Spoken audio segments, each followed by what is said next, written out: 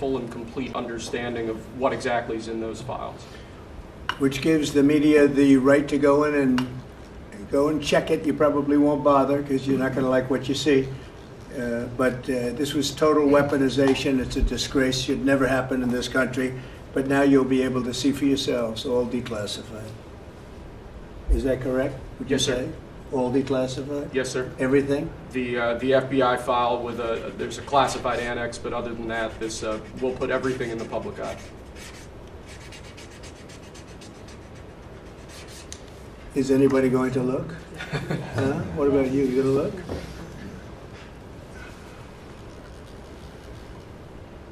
And frankly, the FBI should be ashamed of themselves, and so should the Department of Justice, and so should Biden.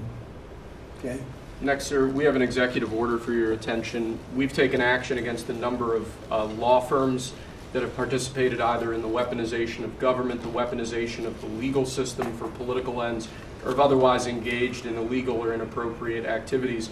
The law firm of Jenner and Block is one of these law firms. This is a law firm that, as you know, employed Andrew Weissman after he came off of the Mueller investigation. It's a law firm that's engaged in invidious racially and sexually discriminatory practices.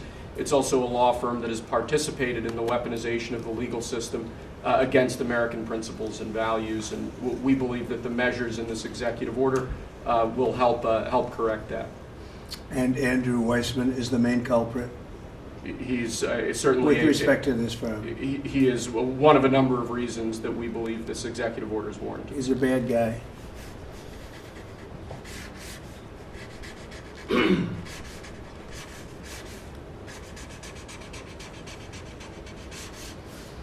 Okay.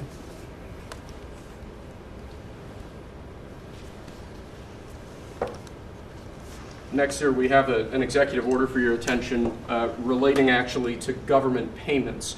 Historically, checks issued by the Treasury are, I believe, 14 times more likely to become the subject of fraud than electronic transfer payments.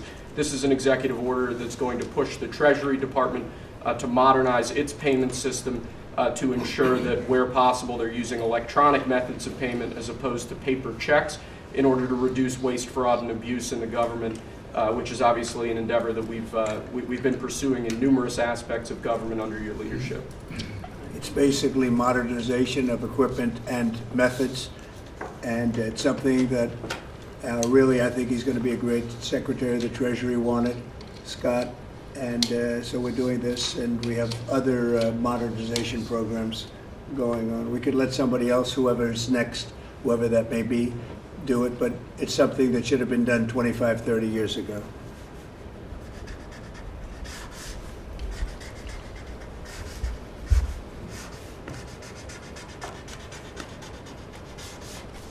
Okay.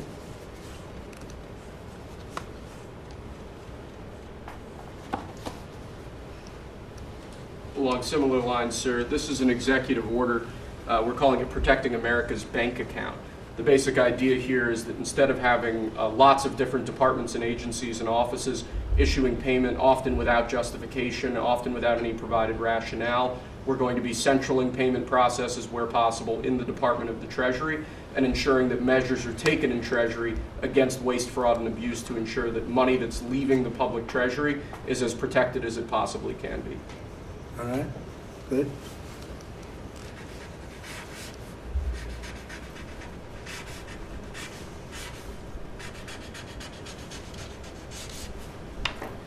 Many of these things should have taken place decades ago or longer. Lastly, sir, we have an executive order for your attention on the very important subject of election integrity. We believe that this executive order is the farthest reaching executive action taken in the history of the Republic to secure our elections. Among numerous other aspects of this executive order, this is going to cut down on illegal immigrants on the voter rolls, ensure that the Department of Homeland Security and the data that they have available is being fully weaponized to ensure that illegal immigrants aren't voting. This will include a citizenship question on the federal voting form for the first time. This executive order instructs the EAC to cut federal funding to states that don't take reasonable steps to secure their election. This calls on the Department of Justice to vigorously prosecute election crimes, particularly in states that we don't believe are in compliance with federal law around election integrity.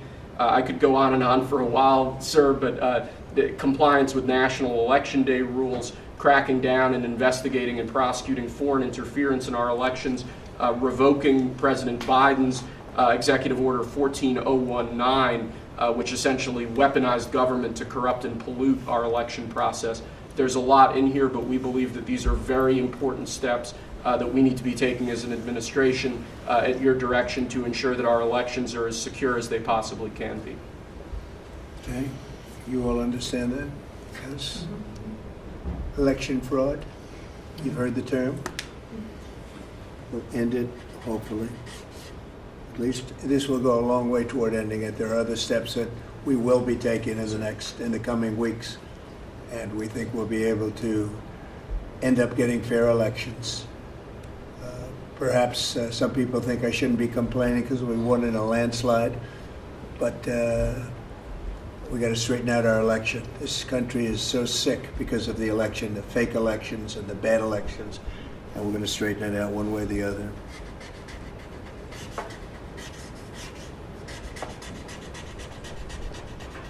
And it's an honor to sign this one. To sign all of them, but to sign this one is a great honor.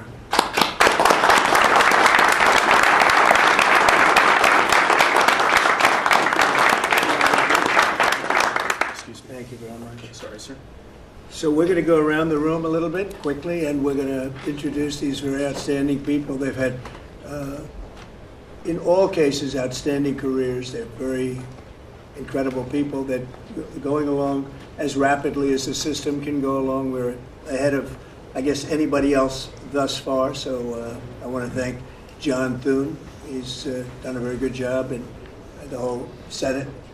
We're being delayed as much as possible by Democrats, but that's standard. It gets to be just standard. But the process is moving along very quickly. So, Sergio, just say hello, and then we'll introduce everybody. Absolutely. Sergio Gorham, Director of Presidential Personnel. It's been an absolute pleasure getting to know every one of you every step this way. As the President said, we're at a record pace. We have more nominees today from the Senate than at any previous point, over 70. And that's a record in 2 months. And we're proud of that, and we're determined to ensure the world has America First patriots in all of our posts.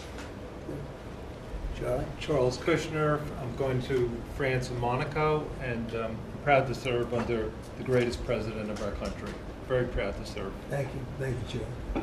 James Blair, honored to work here in the White House as Deputy Chief of Staff. And Mr. President, I think that all of these successful people would want to go serve the United States under your leadership as a testament to your vision and leadership. Thank you, James. I'm David Perdue. I'm going to the People's Republic of China, and it's my honor to represent President Trump, people of America, and represent our interests and values in China. I'm Leah Campos. I'm going to represent the President in the Dominican Republic. Mr. President, thank you for the honor to serve you in the room. Thank you. Thank you.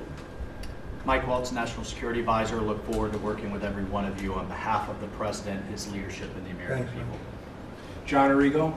I am going to the Republic of Portugal, and I'm very excited to do so and serve on what I consider one of my closest friends and one of the best presidents this country has ever had. Thank you. Kevin Cabrera, nominated to be Ambassador to Panama. It truly is an honor, President, to be part of your administration. Thank you. Tom Barrett, nominee to the Republic of Turkey. Delighted and honored to be with you, Mr. President, in that host country, which is one of the most ancient in civilization, is in search for your peace, prosperity, and security program. Good place. Mr. President. Good leader, too. Yeah, Mr. President, thank you. It's an honor. I'm Pete Hookster, you know that. Yep. But I am going to Canada. Ooh. I look forward to serving you in Canada and your agenda. And you're doing a great job. Thanks, Pete. Juan Johnson, sir, thank you for the nomination to represent you and the United States to the United Mexican States. And I'm really encouraged by some of the conversations you've had with President Sheinbaum recently, and to the increase in support that we've seen out of her government along our border on the important issues. So thank you, sir. They have stepped it up a lot, Yes, Mexico and Canada. So see how it works, right? Yes, sir. Thanks. Matt Whitaker from Des Moines, Iowa. I'm proud to, as soon as I'm confirmed, go represent you at the North Atlantic Treaty Organization. Great. Thank you, man. George Glass, on my way to Japan. Previous administration, I served for you in Portugal. It is a great honor to be able to do this a second time. Thank you very for much. the opportunity. Thank you, George. President Trump, my name is Ken Howry. I'm your nominee to be ambassador to the Kingdom of Denmark, a very close partner and ally. I served for you last time for the Kingdom of Sweden. I want to thank you for the faith you've placed in me as your nominee to Denmark. Thank you. Thank you very much. President Trump, thank you for the honor of a lifetime. My name is Stacy Feinberg, and hopefully I'll have the honor of serving in Luxembourg. And I think this is the greatest presidency and the greatest time in history, and it's all because of you. Thank you very much. Nicole McGraw, nominated to serve in Croatia, and it's such an honor to be here with you today and to serve you and the American people. Thank you. Thank you very much. President Trump, thank you very much for your nomination to the Republic of Chile. And let me tell you, Border Patrol agents are so thankful for everything that you've done for them. But That man knows more about the border than anybody, I want to tell you. Thank you. President's a great honor. Thank you very Thanks. much. Good Good luck. afternoon, Mr. President. Brian Birch. If I'm confirmed, I'll be representing you at the Holy See. And Catholics are very proud of your work. Your team is doing an excellent job, so thank you. Very honored to serve. Thank you very much. Mr. President, thank you again for the honor, the greatest privilege. My name is Summers Farkas. I will serve this great man at the Republic of Malta. Thank you, sir. Thank you, Mr. President. Joe Popolo from Dallas, Texas. Very proud to serve you at the Kingdom of the Netherlands, the very first country to recognize the United States 250 years ago. Thank you. Thank you. Mr. President, if I'm confirmed, I will be representing you in the state of Israel. It will be an extraordinary honor, and you've done more for Israel than any president in any time of its history, and we are grateful. And I'm hoping I'll get to be there by Passover. Thank you, Mike. And Mike is an outstanding guy. They all are. Mike, I think he's going to do wonders for Israel. He actually probably gets along with both sides, and that'll be interesting to see. But the world is watching you, Mike, so good luck. Thank you, Mr. President. Good luck. You're going to do well. Thank you very much. Mr. President, thank you for this great honor to serve the Republic of Italy and San Marino. I'm so looking forward to going over there and working with that great ally, and for the pleasure to serve you. Your staff has been great working with us and have done a great job, and we really appreciate them. Thank you, sir, for pushing this along. And have a good time. A really good time. I'm Warren Stevens from Little Rock, Arkansas, and I have the honor to represent the President and the United States in Great Britain and Northern Ireland, and to be chosen to go to such an important ally of ours is, I know, sir, and I'm looking forward to it, but thank you for the honor. You're going to do fantastically. These are tremendously successful people, and you two guys, and then you add on Mike. I think they have a little more money than Mike, but he's got some other advantages. He's got some other, like upstairs, he's got some big advantages. Yeah, he does. It's very exciting. It's really exciting to have all of you. Would you have any questions, media, for the people that you just saw? So outstanding, and I thought it would be nice to bring them before you. And so if you have any questions, please. I'm going to ask about the talks in Saudi Arabia. It sounds like you made some progress on a Black Sea ceasefire. Yeah. Could you update us on that? What happens now? So we've made a lot of progress on two fronts, on both sections that we call them sections, but they're much more than that. Russia, Ukraine, and also the Middle East, and we'll see what happens. We're in deep discussions with Russia and Ukraine, and I would say it's going well, but it's a situation we should have never had to even think about. Should have never happened. And on the Middle East, that's been going on for a lot of years, centuries and centuries. It just keeps going, and we are making a lot of progress. So that's all I can report. But some very, very big talks are going, and detailed talks are going on right now on both fronts. Mr. President, you said that your national security advisor learned a lesson after a reporter... Wait a minute, excuse me, I didn't pick you. Go ahead, please. Mr. President, the ceasefire agreement that was broken today allows for third-party countries to help implement the agreement. What does that look like, and who's going to be involved? The ceasefire agreement? Yes, the maritime ceasefire agreement between Russia and Ukraine. Well, they're going to get together. Look, it's they agreed to something and it got broken. There's tremendous animosity. There's a lot of hatred, as you can probably tell. And it allows for people to get together, mediate it, arbitrate it, and see if we can get it stopped. And I think it will. That'll get stopped. What countries are you looking to work with, sir, to help implement and monitor that ceasefire? We have other countries involved, and they're involved very strongly in the process. And that'll be resolved. That's actually, as bad as it is, that's the least of the problems. So we'll get that resolved. And we are being aided by other countries too. Yes, please. Please. Brian? Tomorrow, the subcommittee on DOGE is going to review funding for NPR and PBS. Now, every Republican president has always promised to take away this money that's going to these two public news outlets. If they're successful, I know Senator Kennedy has backed it, Marjorie Taylor Greene in Congress has backed it. Would you be interested in defunding and taking away taxpayer dollars to NPR and PBS? Well, I would love to do that. I think it's very unfair. It's been very biased, the whole group. I mean, a whole group of them. And frankly, there's plenty. Look at all the media you have right now. There's plenty of coverage. I was from a different age, and they spend more money than any other network of its type ever conceived.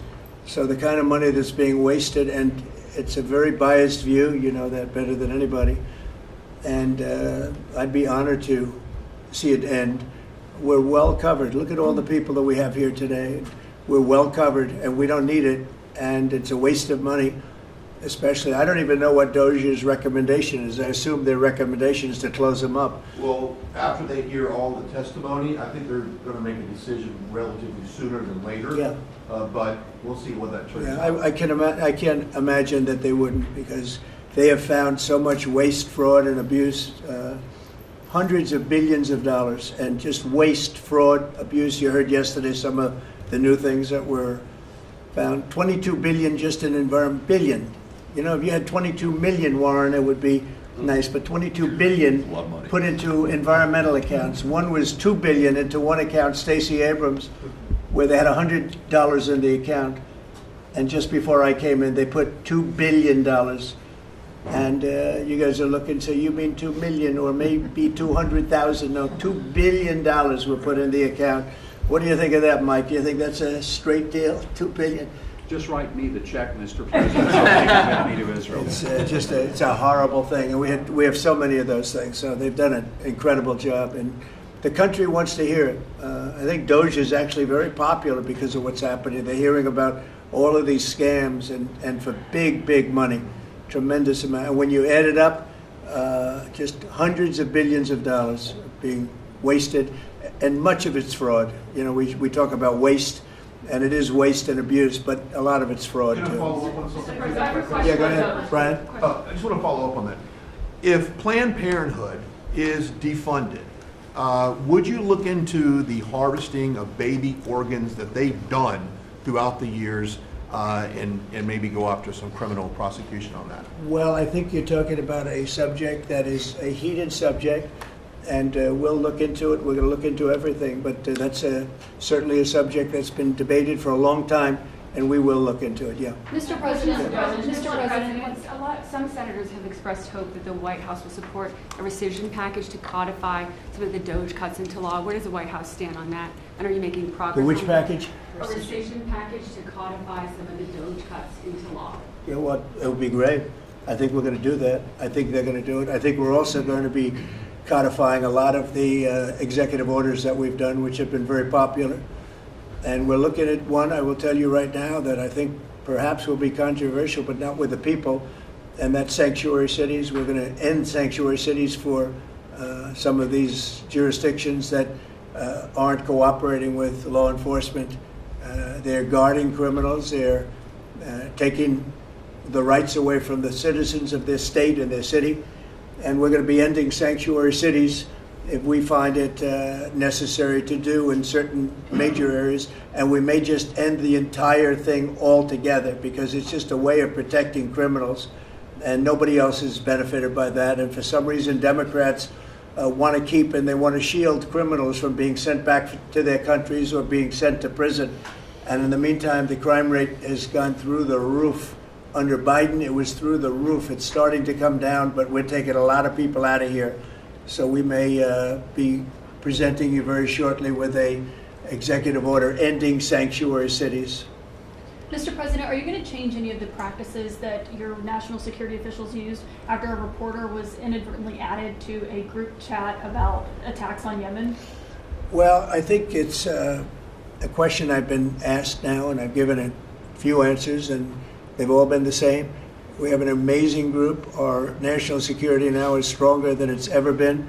We have had a very, very successful, numerous attacks on that area. These are people that shoot down ships, not only our ships, ships all over the world. They're shooting down right out of the water and damaging them badly, or they're going down. They're also shooting anything that happens to be flying in the area.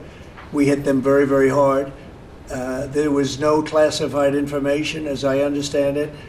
They used a app, if you want to call it an app, that a lot of people use, a lot of people in government use, a lot of people in the media use. And I think I'll ask Mike. Mike is here. Do you want to respond to that, please? Yes, Mr. President. You asked about lessons. I think there's a lot of journalists in this city who have made big names for themselves, making up lies about this president, whether it's the Russia hoax or making up lies about Gold Star families. And this one in particular, I've never met, don't know, never communicated with, and we are looking into and reviewing how the heck he got into this room. But I'll tell you what, the world owes President Trump a favor. Under Biden, global shipping was shut down. Pinprick attacks, months between them, our destroyers being fired upon dozens of times. President Trump took decisive action with his national security team, took out the head missileer, knocked out missiles, knocked out headquarters, knocked out communication sites. And for once, as we hear, as you all hear from every one of our allies, thank God for American leadership again. Thank God for American strength. You're welcome. And look, we had a national security team that was coordinating these efforts. As Director Radcliffe testified today, his first day on the job, he was introduced to this app on his government systems at the CIA and at the State Department and otherwise. So, look, this journalist, Mr. President, wants the world talking about more hoaxes and this kind of nonsense rather than the freedom that you're enabling. And a key part of our sovereignty is open sea lanes and knocking the crap out of terrorists, which is exactly what your team and Pete Hegseth, a good friend and fellow veteran, is leading the charge on. And it's an honor. We had a very, very successful, we had a very, very successful evening. And we've had numerous successful evenings and days in that area. The Houthis are absolutely on the run. The worst of them has been killed. This should have been done a long time ago by Biden, but Biden was an incompetent president. He couldn't do anything. He didn't know where he was going. He had no clue. This guy had no clue. This should have been done a long time ago. As they shoot missiles at ships, randomly shoot missiles at ships. And they make their own missiles. You know, this is not an incompetent group of people. They make their own missiles. They get the missiles also from Iran. It's an offshoot of Iran, another offshoot. You have Hamas, you have Hezbollah, you have the Houthis. You got a lot of stuff going on with Iran. And we sent a letter to Iran. You're going to have to be speaking to us one way or the other pretty soon because we can't let this happen. But that's an app that a lot of people use. And somebody got on. I mean, happened to know the guy's a total sleazebag. The Atlantic is a failed magazine. Does very, very poorly. Nobody gives a damn about it. This gives it a little bit of a shot. And I will tell you this: that they've made up more stories, and they're just a failing magazine. The public understands that. He's a very good man. That man is a very good man right there that you criticize so strongly. He's a very good man. And he will continue to do a good job. In addition to him, we had very good people in that meeting, and those people have done a very, very effective job, and you're going to see it. And it goes on, by the way. It's going to go on. And I think the Houthis wish that it didn't happen, but that's what it's all about. We have to create a safe country, a safe world, and that's what we're doing. Do you worry that national security was put at risk, Mr. President? Of senior officials using signal. Do I plan to ban who? The use of signal to communicate from senior officials. Well, I don't know I don't know anything about Signal. I wasn't involved in this, but I just heard about it. And I hear it's used by a lot of groups. It's used by the media a lot. It's used by a lot of the military, and I think successfully. But sometimes somebody can get onto those things. That's one of the prices you pay when you're not sitting in the situation room with no phones on, which is always the best, frankly. But the best is to be there. In fact, oftentimes I've been in fact, just last week I was in the situation room on something very important, and we had a couple of people hooked up by line, and I said, cancel the line. Sorry, fellas, what you do is we'll tell you all about the meeting, because I know people do get on those lines, whether it's Signal or anything else. Yeah. So are you going to change any procedures as a result of this? Well, I mean, look, we look at everything, and they've made a big deal out of this because we've had 2 perfect months. We are bringing in business. We have another one announced tomorrow, a big one, very big. Like in the history of our country, nobody's ever seen anything like it. And I think probably a lot of people are saying they started by saying it was the greatest first month that a president has ever had, and I think that's true. And now they say it's the best second month, and they had to find something. And this certainly will look at this, but the main thing was nothing happened. The attack was totally successful. It was, I guess, from what I understand, took place during, and it wasn't classified information. So this was not classified. Now, if it's classified information, it's probably a little bit different. But I always say you have to learn from every experience. I think it was very unfair the way they attacked Michael. He's a good person.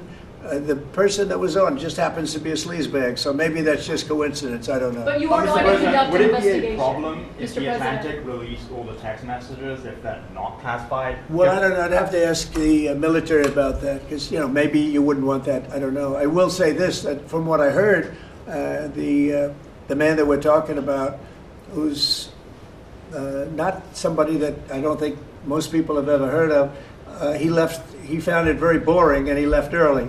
He got off the line very early. So I can't speak to it other than that. So he's made up a lot of stories, and I think he's basically bad for the country. But it's a failing venture, very failing venture. They're very upset. And a thing like this is publicity for them. But I don't think we should allow people that are very good, like that man sitting right at the end of the table who's done a great job. We shouldn't allow them to be hurt by it. Mr. President, can I follow up on that? Yeah, go ahead. Are you saying you're okay with the continued use of Signal by administration officials? No, that's not what I said. I said we'll look into it, but everybody else seems to be using it. It seems to be the #1 used device or app, whatever you want to call it, and we will certainly look. If it was up to me, everybody would be sitting in a room together. The room would have solid lead walls and a lead ceiling and a lead floor. But, life doesn't always let you do that. In the meantime, the attack itself that we were talking about and discussing has been an unbelievable success. But you will conduct an investigation, is what you're saying into this. We'll look into it, sure. Mr. President, I would look into it, sure. I want to look into the FBI or anything who would like do that.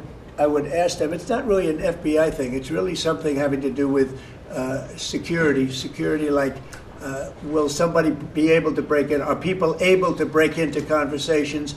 And if that's true, we're going to have to find some other form of device. And I think that's something that we may have to do. Some people like Signal very much. Other people probably don't. But we'll look into it. I think, Michael, I've asked you to immediately study that and find out. If people are able to break into a system, now in this case it wasn't that this attack was going on and nobody found out anything. And again, the person that was on, as I understand it, he left very early because he didn't find it very exciting. But I think it's something you should look into. Yes, sir, we are. We have our technical experts looking at it. We have our legal teams looking at it. And of course, we're going to keep everything as secure as possible. No one in your national security team would ever put anyone in danger. And as you've said, and we've repeatedly said, the attack was phenomenal and it's ongoing.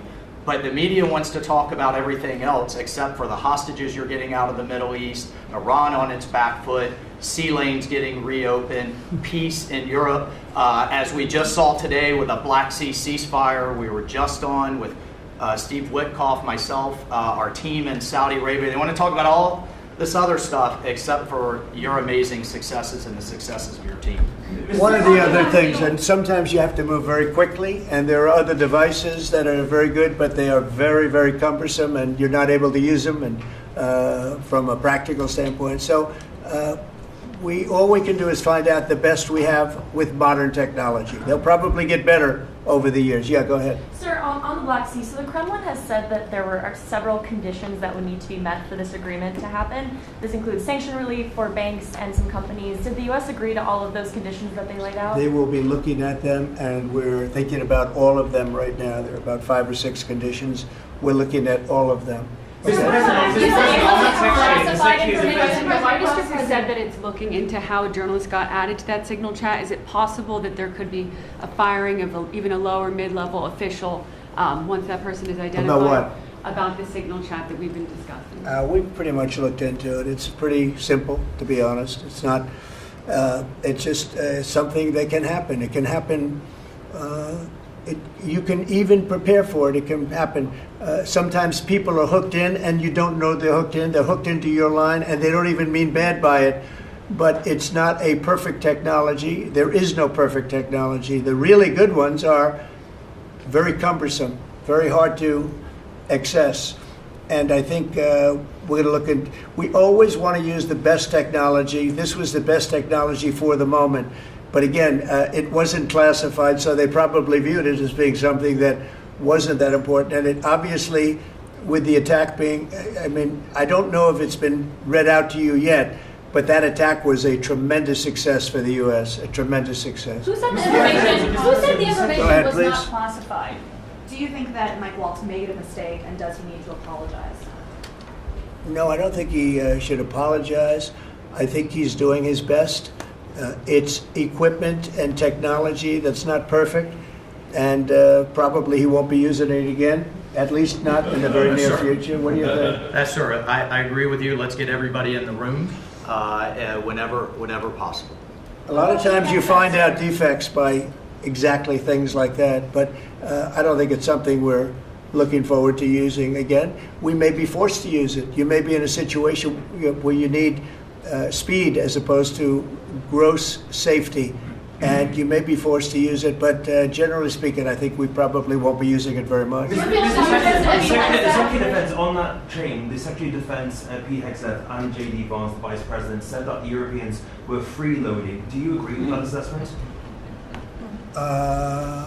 Do you really want me to answer? Yes, sir. Yeah, I think they've been freeloading. The European Union's been absolutely terrible to us on trade, terrible. And as you know, NATO, I got them to pay hundreds of billions of dollars. They were way behind. And if you look if you look at Ukraine, so we're in for $350 billion because of Biden. Should have never happened, this war.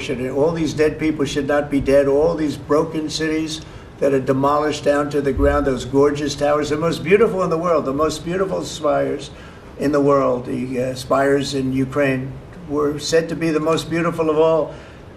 Just about every one of them is lying on its side in a million pieces. It's so sad to see what's happened to a heritage. No, I think that when they say the European Union and you could say NATO also. Look, NATO, and I don't blame NATO for this. I don't blame Europe for this. I blame Biden for the fact that he didn't make them equalize. And to this day, I said to him, you got to catch up, you got to equalize. But why are they in for $100 billion and we're in for possibly $350 billion? It shouldn't be. It shouldn't be. And you could say more important for them because we have an ocean in between. So, you know, it's one of those things. You'll be seeing Liberation Day. I call it Liberation Day in America. You're going to be seeing on April 2nd. Didn't want to do it on April 1st for the obvious reason, April 2nd. But you'll be seeing tariffs. And I think I've been very fair. I have them set, but I think I've been very fair to countries that have really abused us economically for many, many decades. Mr. President, who told you that information was not classified? Another question? Which of your national Please, security go ahead. advisors Just told you? following up on your comments on the economy, there is reporting that consumer confidence fell for the fourth straight month. What is your message to Americans who are concerned Well, about I know terrorism this, and that for the first time in like 50 years, right track, wrong track, we're on the right track. And I think people see that. And if you look at prices, prices are way down. You know, when I first came here, the first time I met with you people officially, they were screaming at me about eggs. I said, I've been here for a week and I'm being yelled at about eggs. Egg prices have come down 45–50% in the last week and a half. And our Secretary of Agriculture has done a great job, as you know, Brooke. She's done a fantastic job, and others working with her have done a great job. But we brought eggs down at a level that nobody thought we could get at. I inherited that situation, and I inherited a grocery situation. The groceries went way up, an old-fashioned word, but it's a very descriptive word. Groceries have gone through the roof. And I used to campaign on it. I used to say, we're going to get groceries down, and we have got it down. I watched a certain newscast over the weekend, and a congressman, Democrat congressman, said, well, Trump's done a lot, I agree. He's been great on the border, he's been great on the military, but you know, he hasn't brought prices down. That's false. Gasoline's way down. Eggs are way down. Groceries are down very substantially, but down. Almost everything's down. Now, I'd like to see interest rates come down a little bit, and you're going to see billions of dollars, even trillions of dollars coming into our country very soon in the form of tariffs, because we were abused by presidents that, frankly, in all fairness, it wasn't their expertise, but they had no idea what they were doing. Mr. President, you say tariffs will create more jobs here in America. Oh, So yeah, sure. It's which going to states- agree. which It'll states be, it'll create a lot of money and more jobs. But if you look, so in the last, these gentlemen would know about it, and ladies, because some of the ladies are great businessmen in this room that are becoming ambassadors. Great, really great, top of the line. When you look at the number of companies that have said, like, we're close to, I would say close to $4 trillion. We never had numbers like that. The number one chip maker in the world from Taiwan coming in with $200 billion. We have Apple. Look at Apple. $500 billion. $500 billion. They're going to build plants all over the United States. They were all being built in China. You have many, many companies, and maybe above all, you have the car companies coming in at levels that nobody's ever seen before. We have Honda is opening up one of the biggest plants in the world in Indiana, and many car companies are coming in. We have AI. We're leading China by a lot in AI, and we're going to keep it that way because we've made it very good for them, and we're going to protect them once they're here. We'll protect them through taxes, through incentives, and also through tariffs. Thank you very much, everybody. Thank you very much. Thank you.